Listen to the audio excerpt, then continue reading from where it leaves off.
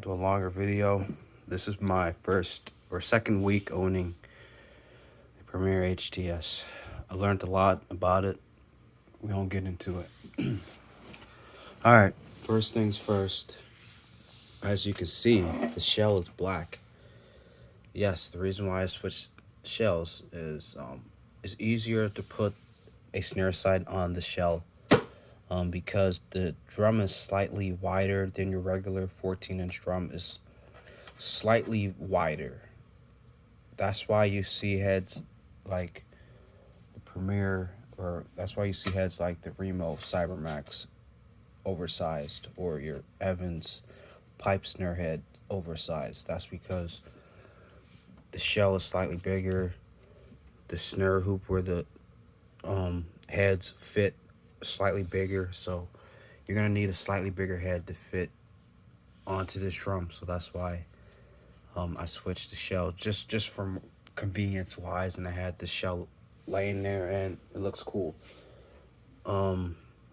That's another big thing. Taking the heads off is hard. So what you're gonna have to do is get a back end of a hammer and pry the head off. Like, see the back end, and you're gonna, once you take both the top and bottom rim off, whatever head you're trying to take off, you're gonna use the back piece of this right here, and you're gonna get to this metal piece right here, and you're gonna pry that off. That's all you gotta do. I'm not gonna really explain it. It's common sense. You know, you just gotta go around the head and boom. Go around the head, boom. See this metal piece right here? This bottom head.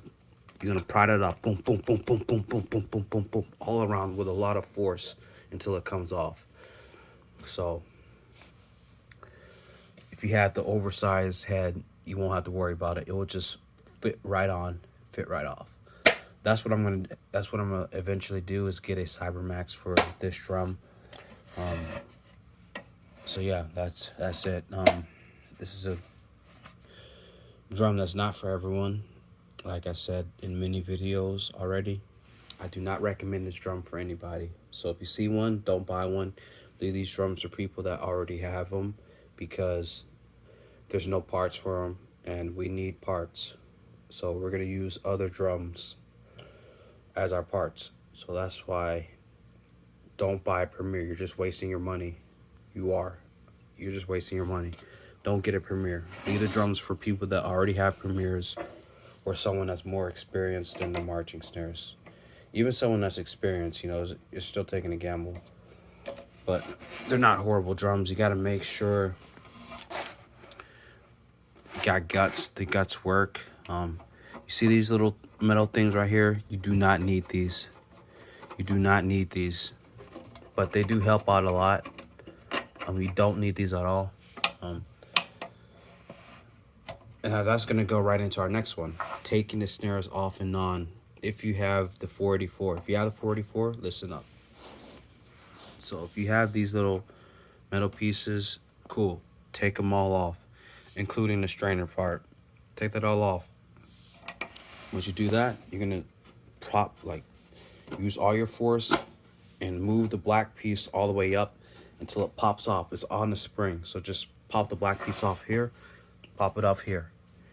Or first you gotta take the snares out here, and that's it. You don't gotta do it with this side, only this side. Then you can change your head, do whatever you gotta do, maintenance.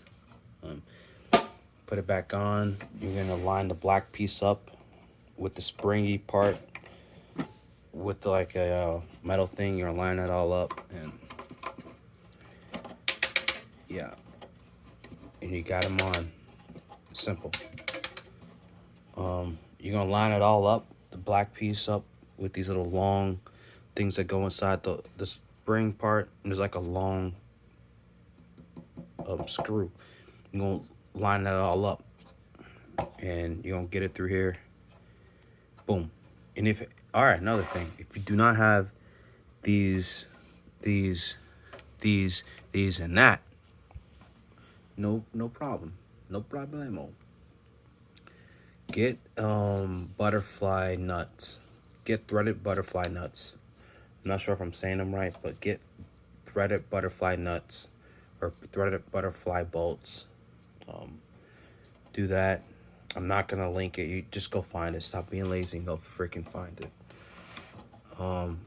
Yeah, just go find it and just use that as threaded. It'll work. It's fine. You don't really need them. It's fine. Another thing, putting the snare side on is a little bit of a struggle. I think I already mentioned it in another video, but I'll say it again in this video. So what you're gonna do is get your key. Well, first you have your snare side. You have your bottom rim off the drum. You put it on the drum. Line everything up. Here's the issue. Not all of them fit. Like, not all of them can reach, not all of these tension rods, which is these right here, can reach the tension post. So what you're gonna have to do is find the ones that can already reach them. You find those, you tighten those up until the rim moves down, but you're not tightening it to where it has tension. No, you just tighten it to where the drum rim seats. Once it seats a little bit, put this one on, then you stop. Go on this side, find the one that can fit on this side. Then you do that, find that one, you screw that one in until that, or screw this one in until this one can fit in there. Screw this in until it can, screw this in until this thing can be screwed in. Sorry, so I'll jumble up, but yeah, that's it. It's easy, it's not hard.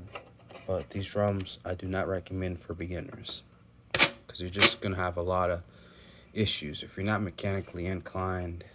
Even if you are, I just don't recommend these drums at all. They sound great, they feel great to play on, they're light, they're about the same size of the Pearl, maybe a little bit lighter. I'm talking about the second generation Pearl. So it sounds very good.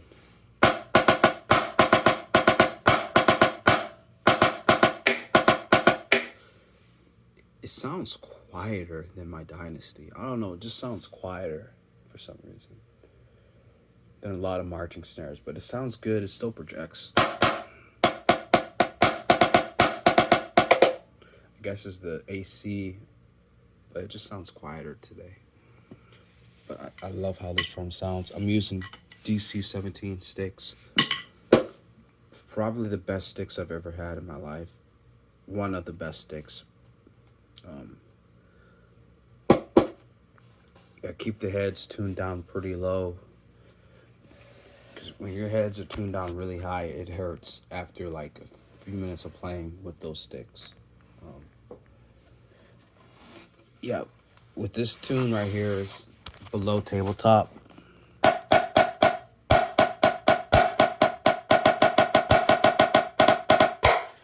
So yeah, it's gonna hurt. My hands are gonna hurt after a while, but this is still doable. I can do this.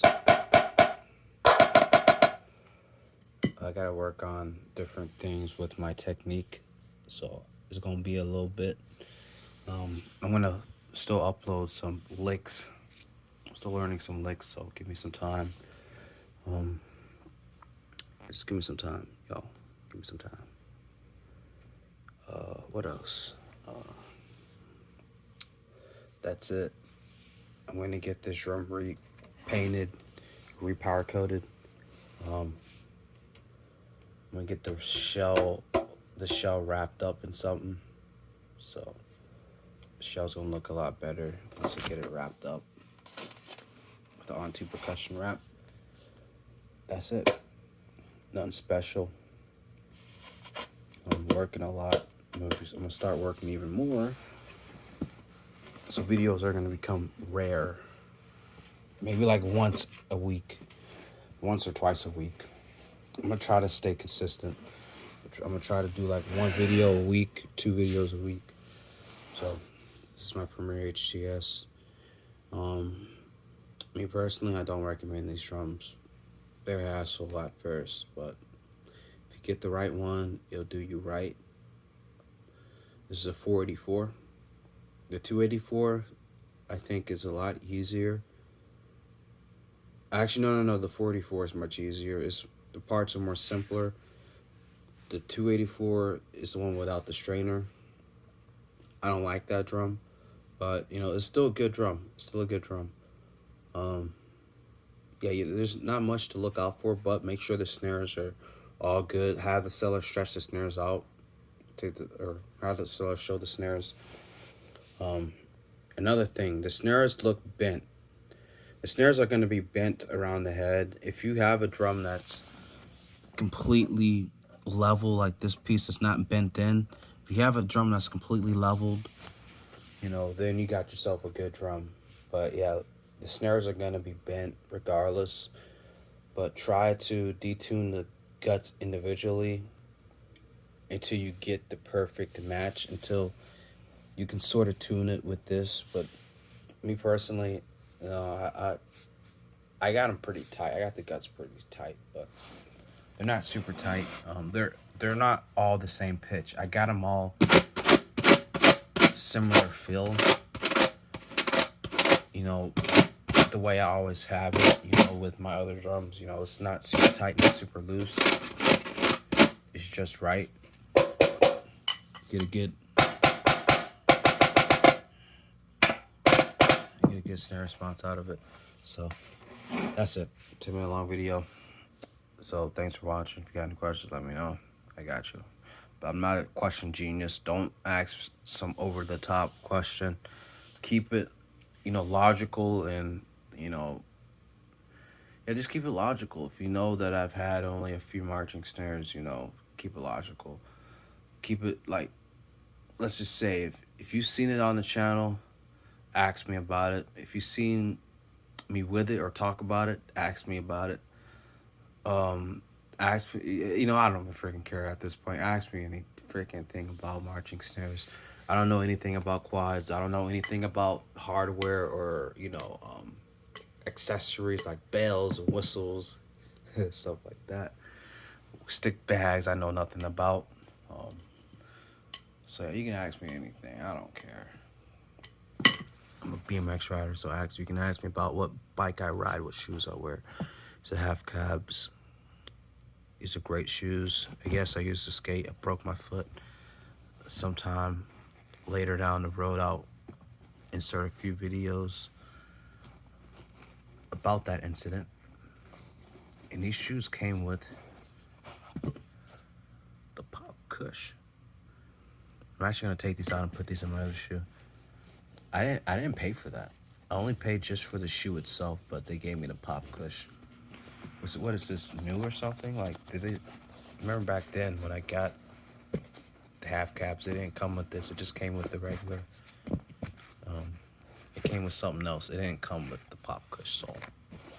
So I guess this is, I didn't get the pro version, so I don't know why they sent me one with the Pop Kush sole. I'm not complaining. I'm not complaining at all. Yeah, it's completely flat. These shoes are completely flat. Yeah, I gotta put the Pop Kush back in. These shoes are flat. Thanks for watching.